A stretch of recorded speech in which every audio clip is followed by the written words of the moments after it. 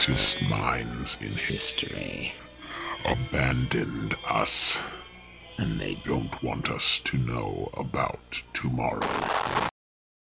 Stop Plus Ultra was a real-time piece of multi-platform fiction that spanned digital and physical spaces.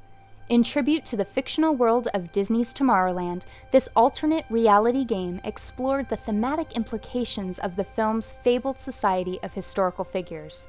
To the surprise of many, this ambitious experience was also a player-created piece of interactive fan fiction. Inspired by Disney's 2013 alternate reality game, The Optimist, Stop Plus Ultra expanded the narrative world established in that isolated experience during the 3 months leading up to the film's release. Taking place from March through May of 2015, Stop Plus Ultra immersed thousands of players in an original, interactive story that spanned the globe.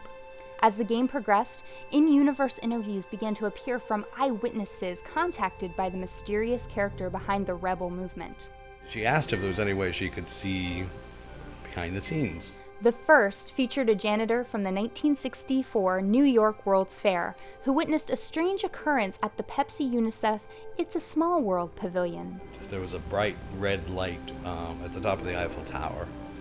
A rally was held at WonderCon 2015, with players assuming the role of abandoned agents for Stop Plus Ultra, complete with picket signs to compete with neighboring convention picketers from the Westboro Baptist Church.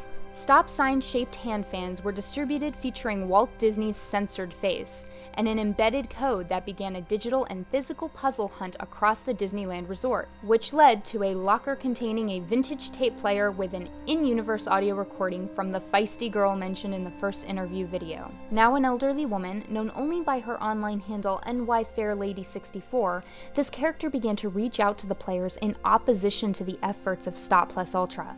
Player interactions were responded to by a live actress, deepening their connection to the characters and helping them to further piece together the distributed evidence of their backstories. After reclaiming discarded communications between recruiters at a publicity event, players discovered another website, plusultrasociety.com. Its main page presented a tantalizing mystery, a password box asking if players were the Optimist they were looking for.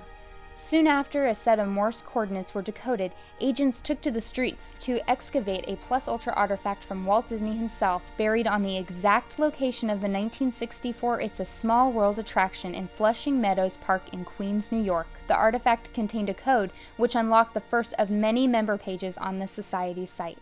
The climactic movements of the story came with a character's tragic death. Prompted by a curious obituary, players uncovered an intimate digital archive of her handwritten journal. Poring over its pages, they quickly found references to the title of a book for which she was a contributor. Searching for this book led to an active Craigslist advertisement and eBay auction. After contacting the seller for more information, players were provided with a list of used bookstores across the country. At each of these locations was planted a copy of a custom-designed, professionally printed, bound, and hand-aged 1960s-style paperback. Within a matter of hours, all copies of the book had been retrieved, the secrets it contained were decoded, and shared with the online community. In the days before the film's release, following the trail started in the paperback, the game's finale culminated in an interactive video that asked players to make a climactic choice. Once the choice was made, the figure behind Stop Plus Ultra interrupted the proceedings to reveal the game's central metaphor.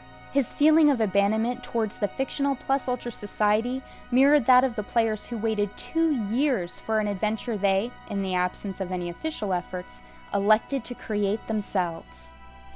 In a concluding video that blurred the line between fan and fiction, official permission was granted to allow a performer that originally starred in The Optimist to reprise his role for Stop Plus Ultra, providing the only bridge in the 2-year gap between the game and the film. I believe because they gave me a reason to remain